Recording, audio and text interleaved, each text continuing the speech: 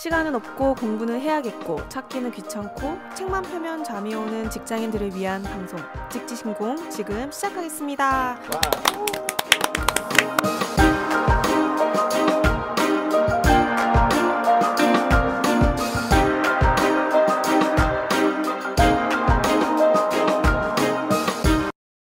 네, 다시 돌아왔습니다. 쿰니다.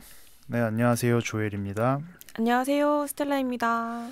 네, 지난번 에피소드에서 이제 조직 개발의 가치관 또는 조직 개발의 핵심 가치에 관하여 이야기를 했고요. 고전적으로 그러니까 조직 개발이 시작할 당시에 진전을 이루었던 그런 이제 가치관에 관하여 13개를 이렇게 소개를 해드렸었죠. 근데 이걸 이제 역사적으로 살펴보면 조직 개발이 태동한 게 이제 2차 대전 직후거든요.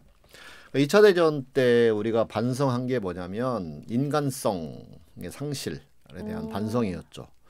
우리가 이제 데카르트 이후에 뭔가 이제 인간의 이성에 눈을 떴어요. 그래가지고 인간이 되게 합리적으로 또 과학적 발전이 있었고 뭐 지리적 발견도 있었고 막 등등을 거치면서 인간이 되게 똑똑한 존재가 된 거예요. 그래서 엄청 똑똑해졌는데 결과가 뭐냐면 전쟁을 하고 만 거죠. 자기들끼리 촛불을 겨누고 싸우고만 결과를 만들어낸 거예요. 이제 여기서 굉장히 많이 반성을 했죠. 여기서 휴머니티가 없어서는 안 되겠구나라고 하는 반성이 있었고, 이제 기업에서도 그런 이제 기류와 분위기가 기업 조직에도 이제 이렇게 들어오게 됐고, 그래서 휴머니티, 휴먼빙, 그다음에 휴머니즘 뭐 이런 것들이 조직 개발의 이제 근간을 이루게 되었고요. 그게 이제 1차의 조직 개발의 가치관이었다면, 그다음에 2차는 뭐였냐면, 그게 진짜 실현되려면 어떻게 해야 되느냐면 참여 없이는 안 된다. 그게 이제 2차였고, 그게 지금 1차 아까 지난번 에피소드에서 13개 이야기했던 것이 69년도 논문에서 정리했던 내용이에요. 그러니까 45년, 그러니까 2차 대전 이후에 계속해서 여러 학자들이 어떻게 하면 조직이 좀 더 좋아질 거냐에 관한 논의를 했겠죠. 거기 보면 뭐 맥그리거의 X 이론, Y 이론 이런 것도 나오고, 그다음에 무슨 동기 이론 중에 뭐 그 위생이론 이런 것들이 나오고, 그냥 기계처럼 취급해서는 안 된다라고 하는 것. 그래서 인간관계론 뭐 이런 것들의 이제 진전을 이루게 되면서 이제 이게 조직 개발의 이제 기초를 만들게 된 거였고, 그것에 근거해서 이제 69년도쯤에 여기 보면 타넨바움과 데이비스의 논문인데, 이분들이 이제 정리를 해봤더니 이렇게 한 13개 되더라, 이렇게 이제 이 논문에서 정리를 했던 거예요. 근데 그것 가지고 뭔가 부족하다라고 느낀 것이 이제 80년대 후반 90년대에 접어들면서, 이때가 사실은 조직 개발의 전성기입니다. 그래서 굉장히 많은 기법들도 나오고, 그다음에 이제 이거의 가장 핵심이 참여가 없이는 안 된다라는 걸 알게 되면서 조금 그 가치관을 조금 더 이제 2차 버전을 내놓게 된 거죠. 그래서 이 책에서도 그거를 6개로 나누어서 이제 정리를 해주고 있습니다. 그래서 그 6개를 또 좀 더 추가로, 앞에 가치관과 중복되는 것도 있을 거예요. 그런데 이거는 조금 더 좀 구체화된 버전이다, 이렇게 보시면 될 것 같습니다. 첫 번째가 참여, 관여, 임파워먼트, 이렇게 얘기하고 있어요. 이거 다 실은 관여도 이제 어떤 일을 하는데 그 사람이 이렇게 낄 수 있도록 하는 것, 뭐 이런 것이기 때문에 큰 틀에서 보면 참여와 크게 다르지 않다, 이렇게 볼 수 있어요. 그래서 조직 개발을 한다라고 하는 건 파티시페이션을 증진하는 거고, 참여를 증진하는 거고, 관여를 증진토록 하는 거고. 그러니까 여기 관여가 없었던 건 뭐냐면, 옛날에 리더가 결정하고, 야 니는 이거 내가 정한 거나 해. 결정 과정에 너가 끼어들려고 하지 마, 이런 거였던 거예요. 결정권자와 실행자가 달랐던 그런 그렇죠. 시기가 있었죠. 네. 그리고 이제 임파워, 이제 스스로 일을 잘 할 수 있도록 위임하고 동기부여하는 거, 이게 임파워거든요. 그것이 이제 조직 개발의 가치관이다. 그러니까 조직 개발을 한다는 건 참여를 늘리고 관여를 늘리고 인파워를 늘리는 거다. 이렇게 봐도 과언이 아니다. 이렇게 얘기할 수 있어요. 그 다음에는 그거와 다 연결되는 건데 이제 그룹과 팀의 중요성. 자, 그럼 참여를 시키는데 전사가 맨날 워크숍을 할 수 없잖아요. 그죠? 문제 해결할 때 그 문제와 결부된 사람들이 그룹이 몇 명이 와서 거기서 참여를 통해서 해결하고. 그러니까 팀과 그룹이 점점 강조되기 시작하는 거죠. 네. 그래서 이 일을 하는 걸 보니까 실제로 그렇게 소그룹으로 일을 하는 것이 되게 효과가 높더라 그런 거예요. 그러니까 그전에는 일이 그냥 개인별로 이렇게 쭉 딱 쪼개가지고 너는 이거 하고 너는 이거 하고 이렇게 했다면 일의 복잡성이 높아지고 하면서 이제 그렇게만은 안 되는 거죠. 그래서 여러 명이 함께 문제를 해결해 나가는. 그래서 그룹과 팀의 중요성이 높아졌다. 네, 여기서 이제 팀은 상호작용의 밀도와 빈도가 훨씬 높은 그룹을 팀이라고 보시면 됩니다. 네, 뭐 조금 몇 가지 더 요인이 있긴 하지만 가장 중요한 것은 집단보다 팀은 훨씬 더 상호작용의 밀도가 높다. 네, 그리고 빈도도 높다. 이렇게 보시면 돼요. 그러니까 축구팀 생각하시면 됩니다.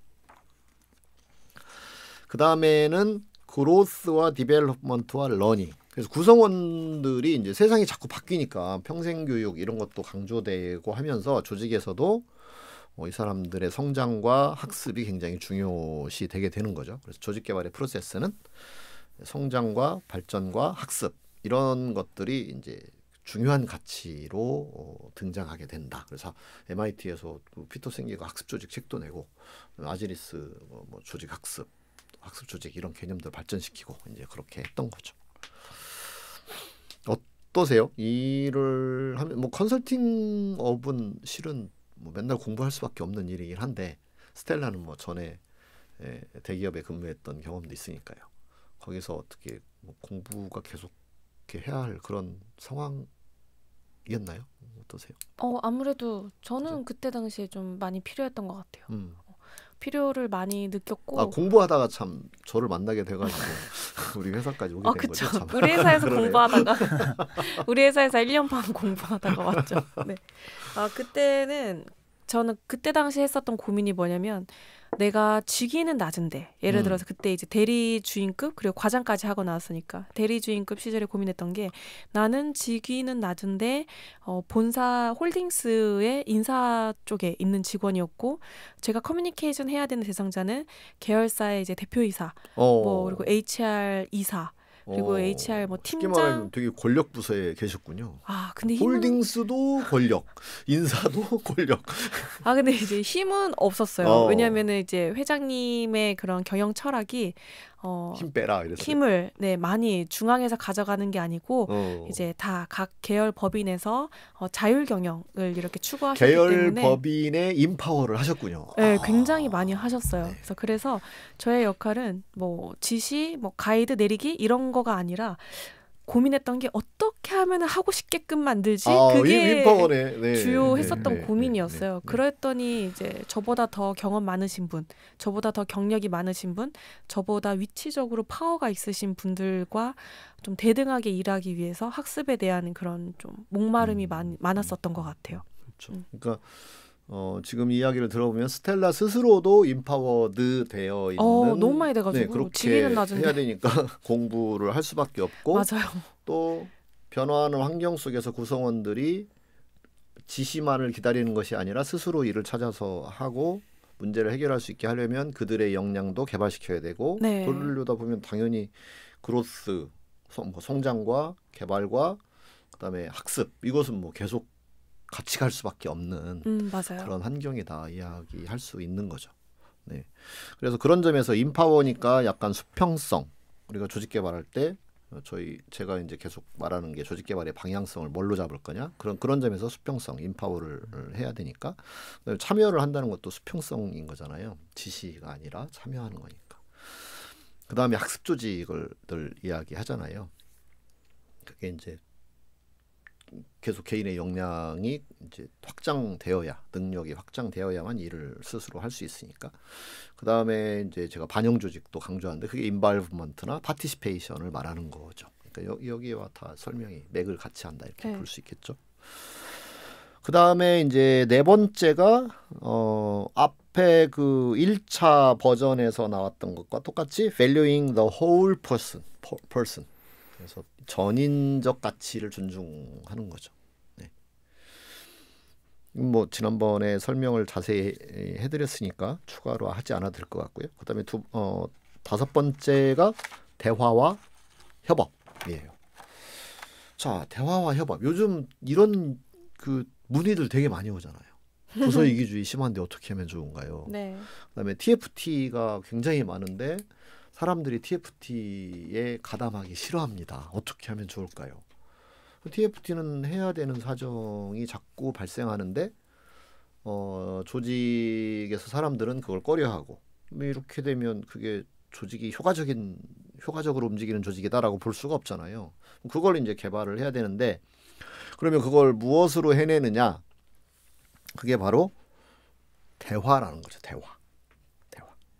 당사자들끼리의 대화를 충분히 하게 해줘야 된다. 그 전에는 대화하지 않고 뭐 이제 이게 진정한 대화가 아니라 뭘 하냐면 공격과 방어를 하는 거예요. 이거 니네가 해야 되는 거 아니야? 회사에서 흔히 볼 수 있는 우리 엄마 아니야? 이거란 말이에요. 우리 계속. 잡 디스크립션에 없어. 그렇지. 아니 이거 봐봐 여기 이거니까 니네가 해야지. 공격.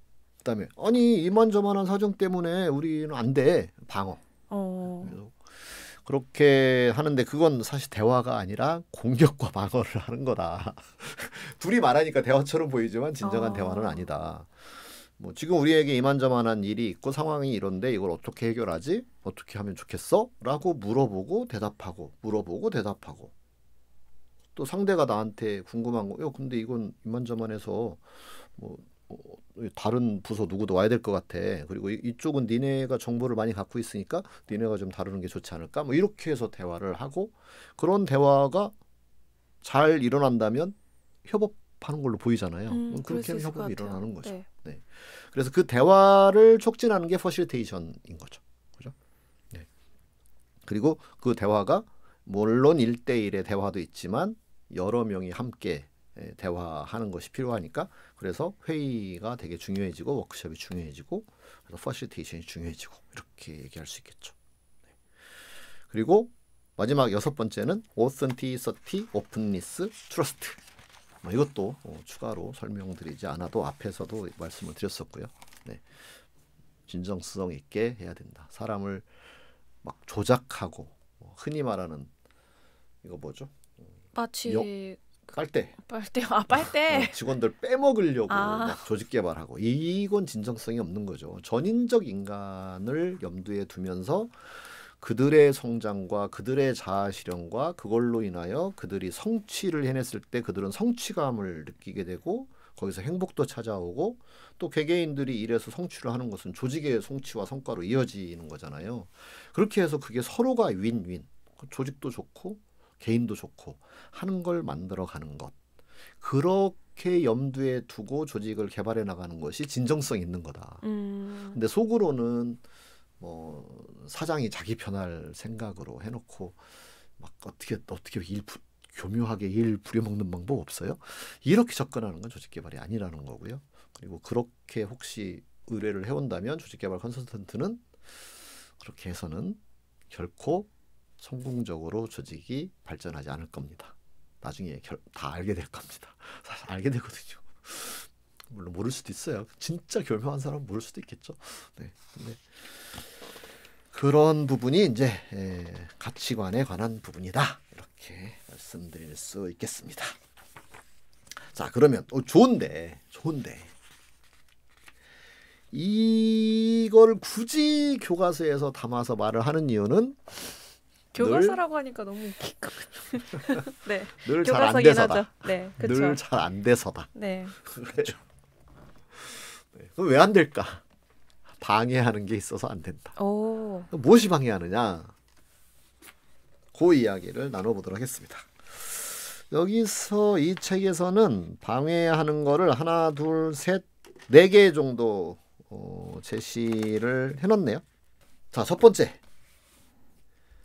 중요한 거네요. 재무 중요하죠. 경제적 긴장. 그렇죠. 나 빨리 돈 벌어야 되는데 지금 이번 분기 실적이 안 나오는데 네. 언제 조직 개발하고 있습니까? 맞아요. 진정성 지킨다고 이거 회사가 돌아가겠습니까? 그 지금 이렇게 이 일을 게을리하는 친구들을 어떻게 전인적으로 다루어서 지금 당장 이번 달 숫자 맞춰야 되는데 전인적으로 다뤄가지고 되겠습니까? 그러다가 뭐 나 몰라라 하면 어떡하란 말입니까? 이제 이런 조급함이 있는 거죠. 그렇죠. 지금 당장은 공포심을 조장해가지고 그렇죠. 직원들이 이제 바짝 일에 몰입하게 만들어야 그렇죠. 됩니다. 이런 목소리가 나올 수 있죠. 네, 그 유혹. 그래서 다시 뭘로 돌아가냐면 재무가 최고야. 돈이 최고야라는 가치관으로 자꾸 회귀하는 거죠. 그리고 다시 말하면 단기적 가치. 네. 당장 새끼 밥을 먹지 않고서는 살 수 없지 않습니까? 그건 근데 진짜로 그렇습니다.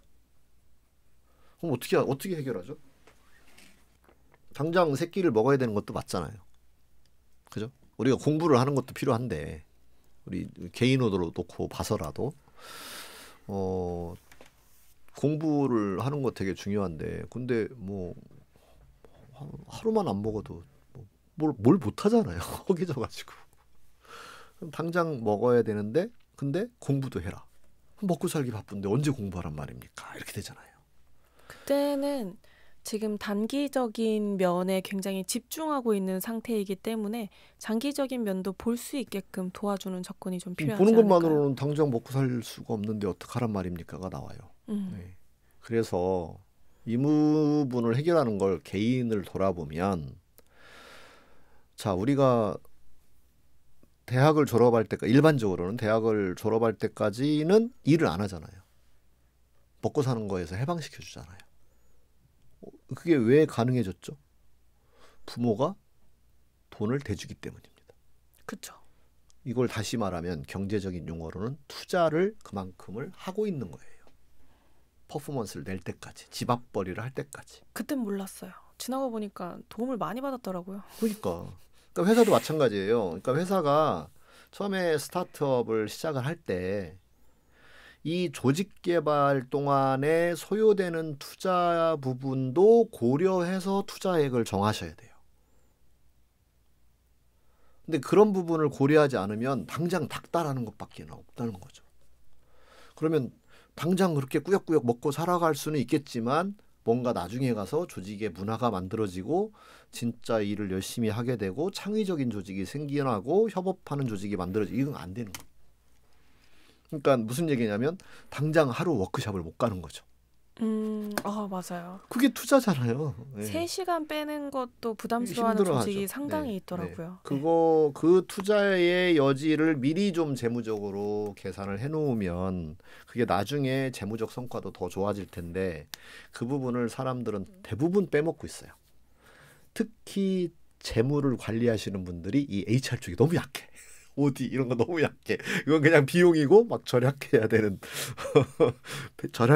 대상으로 이렇게 보는 경우가 많죠. 이걸 코스트로 보지 인베스트먼트로 보지 않거든요. 그래서 그런 부분의 인식 전환이 되게 필요합니다. 그래서 회사를 설립하시는 분이 있다면 적어도 일정 기간 동안은 그런 조직의 문화를 만들어내고 일하는 방식을 만들어내고 제도를 만들어내고 하는 부분의 비용을 이렇게 투자의 영역으로 잘 생각을 해서 이렇게 마련해 놓는 것이 필요하다. 그렇게 말씀드릴 수 있어요. 그게 진정한 투자다. 시설에만 투자하는 게 투자가 아니라 이게 사람에게 투자하는 거잖아요.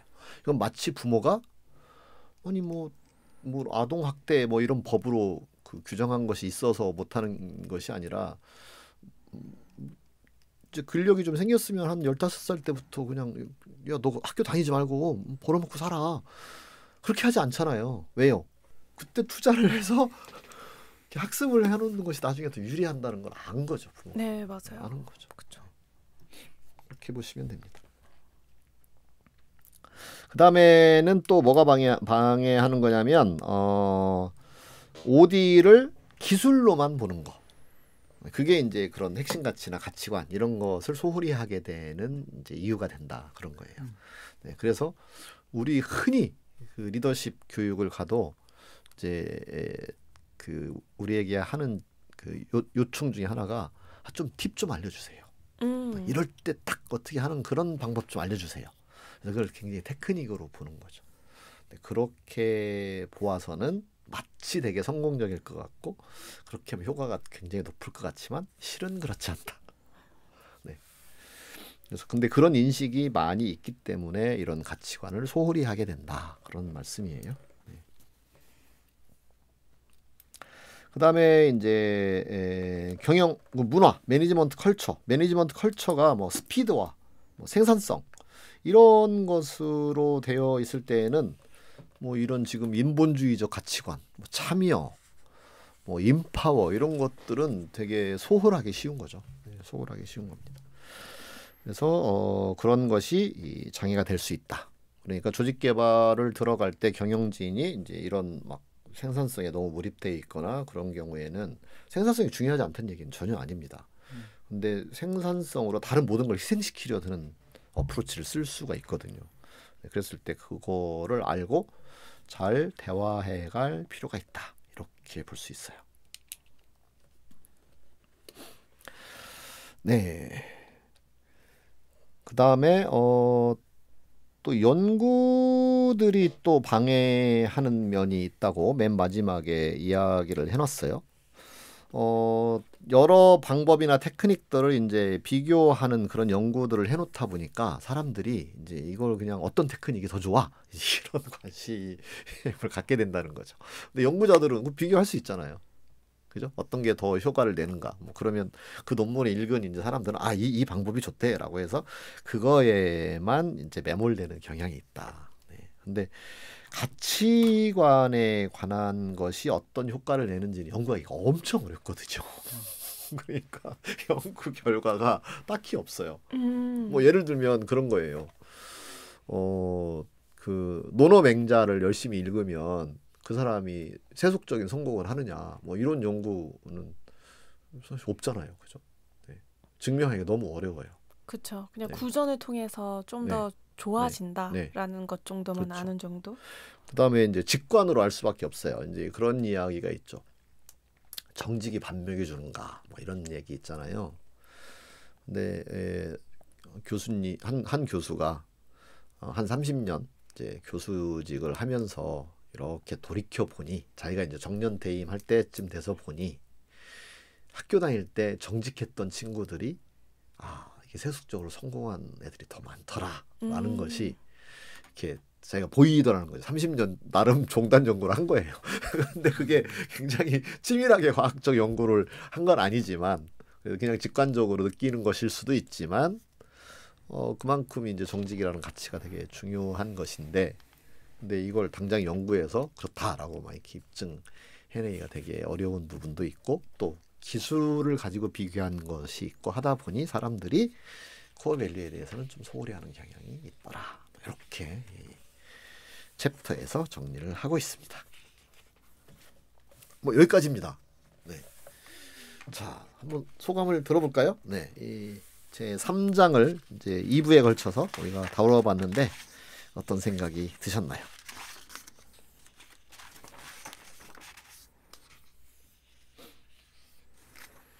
지금 누가 먼저 얘기해야 되는 거 고민하고 있는 건가요? 잠깐 테이블 3.2를 보고 있었어요. 저는 결국 코어 밸류가 기본기라고 생각을 들었어요. 그래서 사실 운동을 하다 보면은 특히 라켓 스포츠 같은 경우에는 초반에는 사실 운동 센스 있는 사람이 더 잘하거든요. 그리고 뭐 달리기가 빠르다거나 뭐 그냥 운동 센스가 있어서 다 실력이 비슷비슷할 때는 운동 센스가 있는 사람이 무조건 이겨요. 그렇죠. 근데 그런 기본기를 그거에 굴하지 않고 착실히 기본기를 쌓은 사람이 나중에는 엄청나게 퀀텀 점프를 한번 하거든요. 그래서 좋은 얘기인 것 같아. 진짜 야. 그래서 그때의 격차는 진짜 커지기 때문에. 그렇죠. 근데 그 기본기를 익히는 과정은 사실 성과를 내지 못하죠. 그리고 굉장히 재미가 없죠. 재미도 없고 뭔가 스코어를 바로 내는 것 같지 않고 뭐 그럴 수 있죠. 오히려 기량이 일시적으로 떨어질 수도 있잖아요. 그렇죠. 네. 왜냐면 자기한테 맞는 게 아니니까 자세이기 때문에 어색한 자세로 그걸 훈련해 가야 되니까 그러네요. 결국엔 그게 제일 빠른 길이다. 와, 맞아요. 같은 맥락인 것 리더들도 이제 그런 조급함을 항상 얘기하잖아요. 아니 그냥 좀 지시해서 바로 좀 하도록 하면 안 돼요? 뭐 이런 말을 하잖아요. 그러니까 인파워를 이야기할 때 언제 그걸 동기부여시키고 뭐 위임하면 불안하고 아직 실력도 안 되는 것 같은데요. 그거 어느 세월에 합니까? 이제 이렇게 얘기를 하는 경우가 있죠. 네. 되게 좋은 예인 것 같네요. 비교가 잘 되네요. 네. 저는 커런트 밸류 중에서 되게 이제 인상 깊게 보이는 부분이 다이얼로그 부분인 것 같아요. 여기에 대해서 우리는 뭔가 어떤 방법을 써가지고 다른 사람을 변화시키려고 하는 것에는 되게 관심이 많은데 어떤 이렇게 툴, 기법 막 들고 와가지고 스킬 이런 거 들고 와서 이제 하기 되게 해보고 싶어 하고 싶다라고 느껴 하는데 이런 대화를 통해서 그 사람에 대해서 알아가고 이 사람이 무엇에 더 이렇게 일을 잘 하고자 하고 그리고 뭘 필요로 하고 있고 뭘 필요로 하고 걸림돌이 뭐고 그런 네. 것들을 확인하는 그런 것들이 바로 대화의 힘인데 아직 우리나라에서는 이 대화의 힘에 대해서 잘 모르는 것 같아서 저는 우리 회사에서 계속 일을 하면서 다이얼로그를 왜 이렇게 강조를 할까라고 생각을 했는데 이 책을 통해서 조금 더 이해가 된 것 같아요. 그러니까 회사에서 일하면서는 이제 대화가 별 쓸모가 없었는데 책으로 뭐 그렇다니까 그런가 보다라고 받아들이겠다 이런 뜻인 아니요. 우리 회사에서 교육이나 워크숍 같은 거 이렇게 하는 거 보면은 다이얼로그 얘기 되게 많이 하잖아요. 많이 하는데 굉장히 제가 봤을 때 중요하게 강조하는 것에서 비중이 되게 커 보여요. 그죠? 제가 봤을 때. 커 보이는데 내가 이거를 고객에게 어떤 가치로움에 대해서 얘기를 전할 때는 어떻게 설명을 하면 좋을까에 대한 늘 그 아쉬움이 있었단 말이죠. 그런데 오늘 이 챕터를 같이 얘기를 나눠보면서 조금 더 제가 그러니까 진정성 있게 갈증이 오스틴이 사다 준 이 커피 가지고는 해소가 안 됐는데 네. 조회 미안 맨날 오스틴 근데 이 53페이지를 읽으면서 갈증이 해소가 됐다. 그렇게 볼 수 있겠네요. 네. 제가 막 갖다 붙이기로 아주 네, 지금 다이얼로그 말씀을 해주셨는데 그 말을 들으면서 이제 그게 생각이 들었어요. 우리는 왜 다이얼로그라는 방식으로 문제 해결을 하는 거를 꺼려할까? 그게 이제 앞에 깔려 있는 이제 인본주의. 그러니까 사람들은 훌륭해, 잘하려고 하는 사람들이야라고 하면 그렇게 우리가 사람을 바라본다면 그런 뷰를 가지고 있으면. 대화에서 해결하면 되지 뭘 이렇게 될 거잖아요. 근데 뭔가 안 하려고 하고 나쁜 존재라고 볼 때는 그 말해봤자 소용없어 이렇게 될 거잖아요. 나쁜 사람한테 말을 해봐야 무슨 소용이 있겠어요 실은. 그럼 빨리 지시하고 뭐 이렇게 통제하고 그런 게 먼저 떠오르겠죠. 그래서 굉장히 중요한 가장 밑바탕에 깔려있는 것은 역시 휴머니즘. 인간은 그 스스로 그 자체로 매우 훌륭한 존재다라고 하는 그 인식에서부터 나머지가 그래야 참여도 인정되고 뭐 대화도 인정되고 협업도 인정되고 다 그렇게 되어가는 것이 아닐까라는 생각을 또 갖게 하네요. 네, 그러면 오늘 챕터 3까지 마쳤군요. 네, 그러면 다음 챕터 4는 이제 조금 더 구체적인 내용으로 들어가게 됩니다. 조직 변화의 기초. 그래서 Foundations of Organizational Change라는 챕터를 여러분과 함께 다루어 보도록 하겠습니다. 시스템 이론이 나오는 것 같군요. 네, 그리고 컹그루언스 모델도 나오네요. 와, 이 컹그루언스 모델, 네, 우리 컨설팅 할 때도 자주 사용하는 모델이네요. 네, 그러면 다음 또 챕터 4를 기대하면서 오늘 직지신공 여기서 마무리하도록 하겠습니다. 경청해 주셔서 감사합니다. 감사합니다.